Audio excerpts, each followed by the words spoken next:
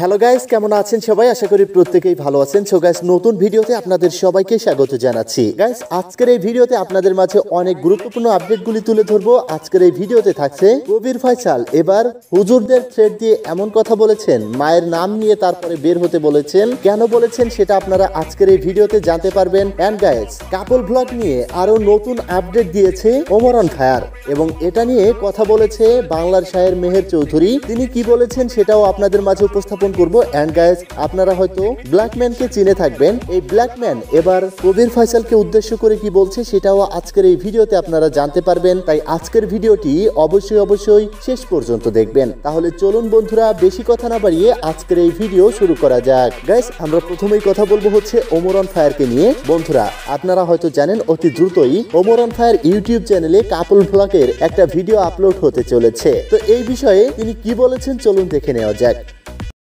তো এগুলোকে তর্কে জড়াবো না এখন আর। আমি নেক্সটে একটা ভিডিও ছাড়বো যেটা হইব কাপল ব্লগ নিয়ে।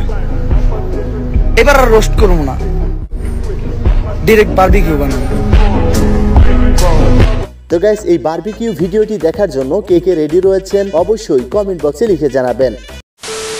গাইস, এবার আসি হচ্ছে কবির ফয়সালকে নিয়ে। বন্ধুরা, আপনারা হয়তো জানেন যে কবির ফয়সাল এবং ওমর অন ফায়ারের ভিতরে একটা কন্ট্রোভার্সি সৃষ্টি হয়েছে। গাইস, তাদের ভিতরে কন্ট্রোভার্সি সৃষ্টি না হলেও কিছু ফেক টিকটকাররা এইটা নিয়ে একটা কন্ট্রোভার্সি সৃষ্টি করে দিয়েছে। তো এই কন্ট্রোভার্সি সৃষ্টির পরে কিছু টিকটকাররা এই কবির ফয়সালকে নিয়ে ভিডিও বানাতে কবির ফয়সাল তাদেরকে উদ্দেশ্য করে কিছু কথা বলেছে। কি বলেছে চলুন দেখে নেওয়া যাক। তবে একটা কথা বলতে হয় না, বলে রাখি, রিসেন্ট যা কানে আসলো, রোস্টের কন্টেন্ট বানাইছে 2 জন আর দুটো হুজুর আছে। এই সাইড দিয়ে খুব দ্রুতই বার্তা পাঠাবো যে ভাই মাত দুয়া ডানে বাইরে বেরোইস। আমরা কোন বোতলের জেন তোরা চিনিস নে। কোনো ঝামেলা ধন্দাটা আমাদের কিছুই হয়নি। অযথায় ছোট একটা ব্যাপার ইস্যু করে বিরাট টালছাল বাজায় দিয়ে তোমরা।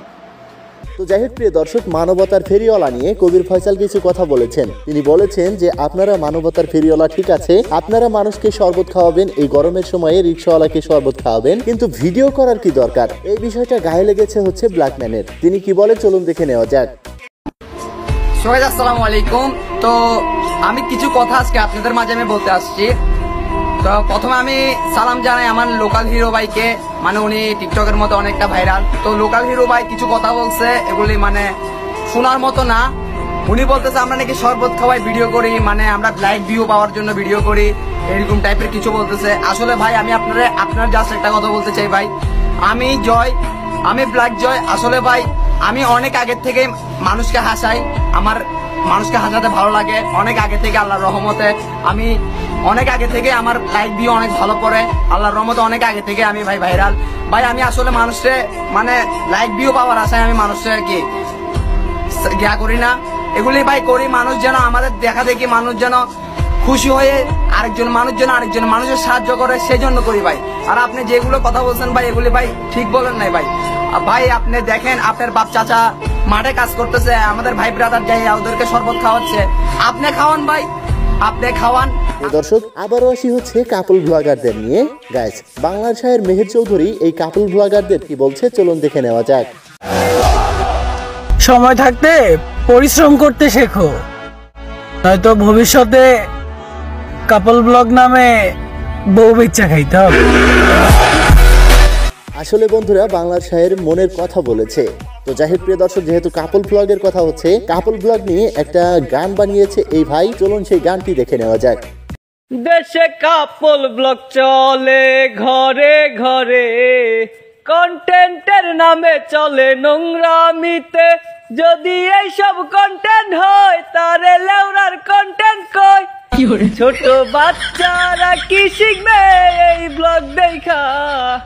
দেশটারে ধ্বংস তোরা আর করিস না ভাইরে, দেশটারে ধ্বংস তোরা আর করিস না। আসলেই মজাদার ছিল গানটি।